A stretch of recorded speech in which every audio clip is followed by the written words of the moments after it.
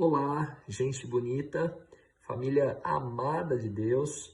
Eu gostaria de, nesse pequeno vídeo, compartilhar com vocês algumas ideias a respeito do capítulo 10 do livro Eventos Finais, de Ellen White. Livro espetacular, você não pode deixar de ler, leitura fundamental para a gente se preparar para o retorno de Cristo Jesus. E o título do capítulo 10 desse livro é O Pequeno Tempo de Angústia. Tá? Logo de cara eu queria te dizer que a gente não deve confundir o pequeno tempo de angústia com o grande tempo de angústia, também conhecido como angústia de Jacó, de que a Bíblia fala. Apesar deles serem muito próximos, terem eventos similares, há diferenças entre eles. Para introduzir o assunto, eu queria te convidar a abrir a Bíblia em Apocalipse capítulo 13, versos 14 e 15. Apocalipse capítulo 13, versos 14 e 15. Já estou com a minha Bíblia aberta aqui, abra a sua. Antes da leitura, permita-me fazer uma breve oração.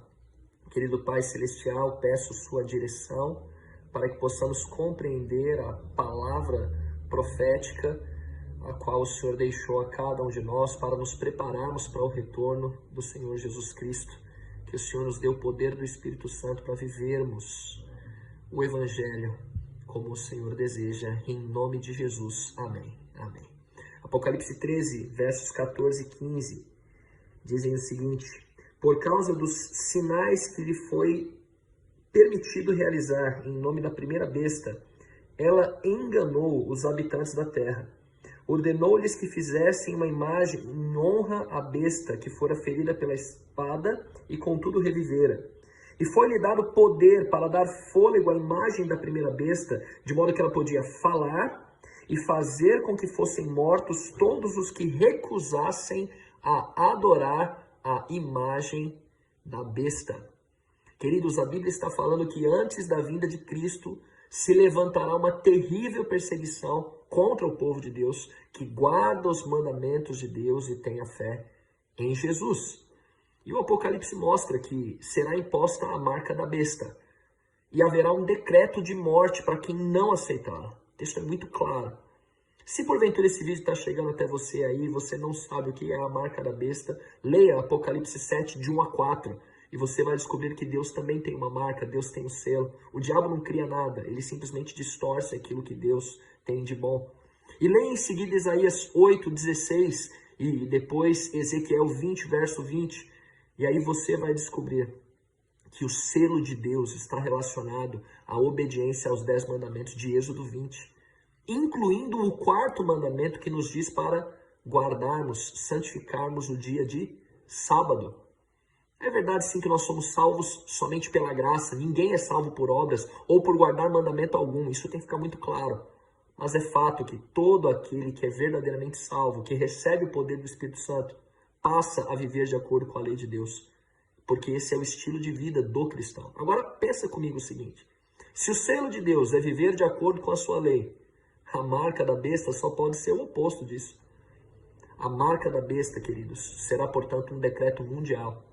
Uma ordem para que você e eu desobedeçamos aos mandamentos de Deus, em especial a guarda do sábado. E que você guarde um falso sábado, obrigando a gente a guardar um dia espúrio, um dia que não foi Deus que determinou, mas foram os homens. Sobre esses acontecimentos, permita-me agora ler os comentários de Ellen White no livro Eventos Finais. Esteja bem atento. A Bíblia diz: provai de tudo e retende o que é bom. Esteja bem atento se fazem sentido, se estão de acordo com o que a Bíblia diz. Ela diz o seguinte: o início do tempo de angústia ali mencionado não se refere ao tempo em que as pragas começarão a ser derramadas, mas a um breve período, pouco antes, enquanto Cristo está no santuário. Nesse tempo, enquanto a obra de salvação está se encerrando, tribulações virão sobre a terra e as nações ficarão iradas, embora contidas, para não impedir a obra do terceiro anjo. Isso está no Eventos Finais, página 143. Outra citação: as organizações religiosas que recusam ouvir as mensagens de advertência da parte de Deus estarão sob forte engano e se unirão com o poder civil para perseguir os santos. As igrejas protestantes se unirão com o poder papal para perseguir o povo de Deus que guarda os mandamentos. Eventos Finais, página 145. Esse poder semelhante a um cordeiro se une com o dragão para pelejar contra os que guardam os mandamentos de Deus e têm o testemunho de Jesus Cristo. Mesma página do livro. A igreja apelará para o braço forte do poder civil e nesta obra unir-se-ão romanistas e protestantes. Alguns serão encarcerados por se recusarem a profanar o sábado do Senhor. Agora é tempo de cultivar fé em Deus. Se Ele quiser que sejamos mártires por amor à verdade, isto poderá ser o meio de conduzir muitos outros à verdade.